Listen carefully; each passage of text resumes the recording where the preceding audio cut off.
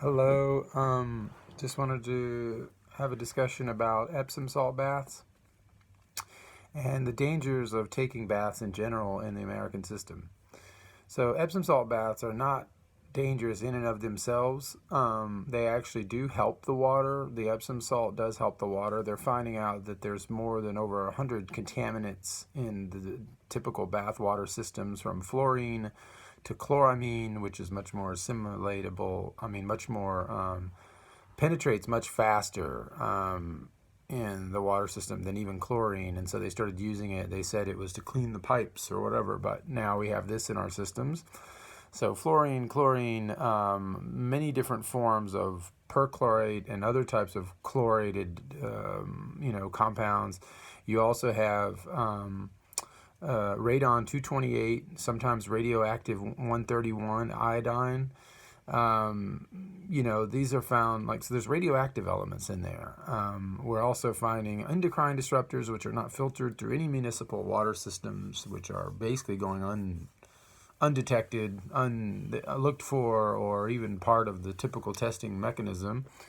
And so these are in the water supply, not to mention all the medicines from the pill and everything else that's thrown down into the sinks, and all of the chemicals we use, everything we have under our sink. I have like bleach and maybe, some white vinegar and a few, what do you call it? Baking powder, baking soda or something, this is pretty much all I have, but people have a lot of stuff, and and this all going down into the water supply at some point, pieces and chemicals and particles and etc. So all this is back into the bath water to a certain degree, so the bath water is totally infected and contaminated, and especially for children and infants. It goes straight in, whereas an adult may have a more or less permeable structure, but still, limiting exposure is still going to be the key factor. It's all cumulative. So the best way to go about this is to not use the bath in general. And I know that sounds like a bummer or whatever, but there's another way to do this. I bought like a little small, sit-in kind of infrared sauna with actual heat sauna. You can adapt it to infrared or to heat. And so I can sit in that and just like get that fascia detox, fascia kind of relaxation feel. My body's like, and then the sweating, and then it's like calming and just light sweating, but it's just a calming kind of feel. And that can be positive. There's also a place in my neighborhood here in Los Angeles that, it's like $40, and you can go do a dry sauna, wet sauna kind of combination, rinse, and then come out. And so like cold water, like freezing cold kind of rinse and come out. And this is pretty cool too, because this is, whenever you start feeling under the weather or something, you can use these services every so often and push it out without having to take all these baths all the time. So I feel like baths will probably not take it as much in the future in the American system until we fix the problem, because it's going to get worse and worse, and as long as we have no consciousness around it. So that doesn't mean that like an occasional, I take cold showers, quick ones, and not frantically quick, and not like, not making this into an obsession, but at the same time, I just limit my exposure, I don't shower every 5 minutes. I shower not even once a day. But unless I'm playing basketball or I'm doing something or whatever. And then, it's a short cold shower for me. Sometimes I start with heat and then turn it cold at the end. This closes the pores. This allows for less absorption. And then I also like the effect that it has. It actually warms my body. But some people with a more frail frame, maybe just a little hot shower, a short one or whatever. But just not to overdo it with the bath system. Really the bath is the worst, because when you're in a bath, the molecular weight of the water helps it. It's part of the mechanism which helps it absorb things into the system. And so whether this was calculated or not by the people putting these toxins and everything, I don't know. But I like to get outside of their math if possible. And so anyway, and then there's no vapor with the cold water as well. But so yeah, that's the real reason that baths of Epsom salt, baths should not be taken. They do help the bath water. I do agree that, like, if you were to buy like Celtic sea salt and these huge bags that you can order online, it's kind of wet gray kind of stuff. This stuff has natural iodine in it. It pulls things out. Clay baths, they all do that. They're all trying to pull that stuff out and protect you from the bad water that's in there. And if there's any left over, maybe pull some things out of your skin, help you detox a little bit of magnesium sulfate, which is what the Epsom salts are, and whatever. Now, they're not like they used to be from this region or area, this kind of Epsom developed like kind of old stone that you would use and that would be great for baths. No, this is all made today. This is all using, chemicals and solvent extraction from certain forms of chalk and whatever in the layer underneath the gypsum, near the gypsum layer of the Earth's crust. And so they are using this, for bath systems. Now, that's the only thing that Americans understand as far as transdermal magnesium is Epsom. That's the one thing that's closest to them. Now, in Europe, they kind of get it a little faster only because they have the Roman and Greek antiquity of the thalasso, bath culture, spa, Roman culture, all of this kind of mineral-rich water culture that they remember. And so when you have something like transdermal magnesium like this here in the blue bottle, it makes it people pick it up a little faster there just because they're closer to that tradition. Now, America has to come down to that too.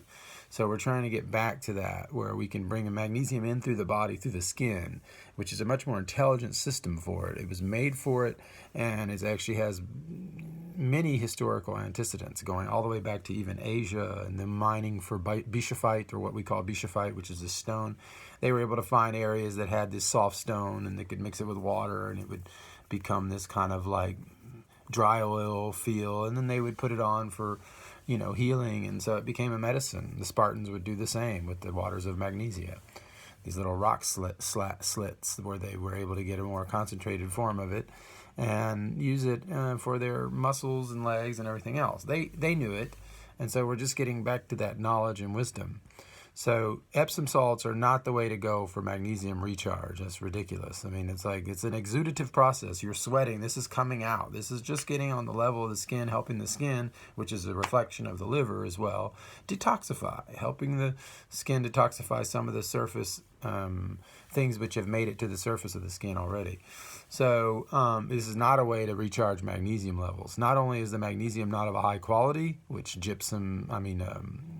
the chalk they use for Epsom, this type of substrate, I guess you could say, is typically contaminated with, not contaminated, I don't know if that's the right word, but more like conjugated with potassium and sometimes heavy metals and things. And these have to be removed and separated, which is called upgrading.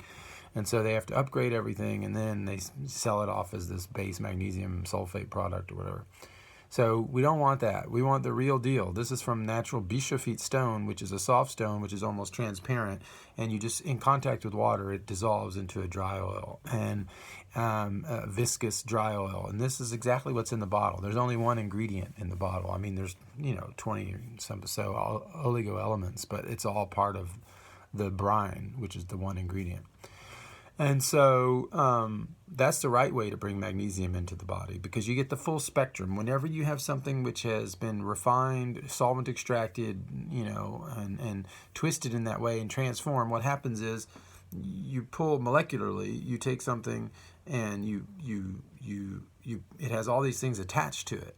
So you have to pull all those things off of it. It leaves it with like a less sticky molecule, you could say. Not sticky to the texture, but sticky molecule. And so the molecule can't pull out toxins as well. So when it's in its natural state, it naturally will pull out the toxins. There's over 800 studies on magnesium, 30% of which deal with the word chelation. So that's what this is doing in the body. Magnesium is coming in, not just healing deficiency, but also it's a chelative detoxifier. It comes in and pulls acid residues, which cause aging, cramps, muscle pains, etc., toxins, endocrine disruptors, heavy metals. It pulls these all out of the body and through the sweat glands or other emunctories or whatever.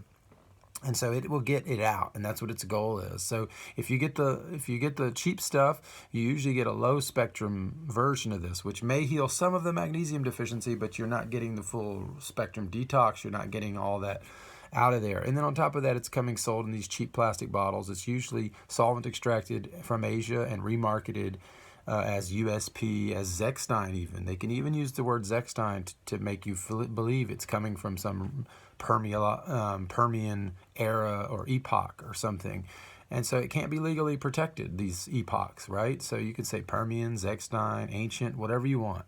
But if it doesn't have the Zechstein inside logo with the trademark on it, then it's not coming from the Zechstein. That is the real and only source in Holland, in the city of Vindam, which you can look up and you can actually call them. Nobody else will let you call their source where they actually get anything from. You know, like they're just like, well, I'll just have to trust us on that. So, like, we put it all in writing and no one else will. So, because it's the real deal and there's only one of them. And so it's an enormous discovery. It's not something that's going to run out. It's 1,000 years of magnesium discovered under the foot of Scandinavia and Holland and, well, the North Sea, I guess you could say. And it's an enormous block. And so we have as much of it as we need. We just have to help people to understand it. So don't use Epsom salt to heal your magnesium problems or deficiencies, and try to stay away from bath water and use it in the right way, like where you can go directly to the skin. And don't try to seek out creams and gels and flakes and all these other ways. These are all derivatives of the original product. They all have had to go through transformation, high heating, high hydrochloric acid producing techniques, which have created more problems for the assimilation of the magnesium. So you want the original state raw product. That's what you want, and it's high dose. You don't want, even when a lot of these companies, they dilute with water, and then what happens is the molecular weight of the product is not heavy enough to bring it into the skin. So we need to keep things as they are, as nature intended. And this is the way forward to heal the magnesium deficiency, which is coming from the soil deficiency. It's a deficiency that no one's genes or anything else can overcome. It's a reality. Realities cannot just be overcome like that. They have to be understood, and then we have to find, heal, fix, or whatever. We have to fix that. So come check us out at theheartoftradition.com. We are in glass bottles. We do the right thing. It's only $3 a week.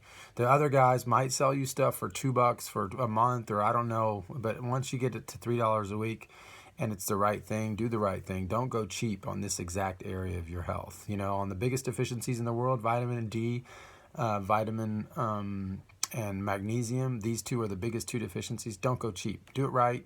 Molecular game changer whenever this stuff has not been solvent extracted. 800 processes in the human body. Do it right. Come check us out at theheartoftradition.com.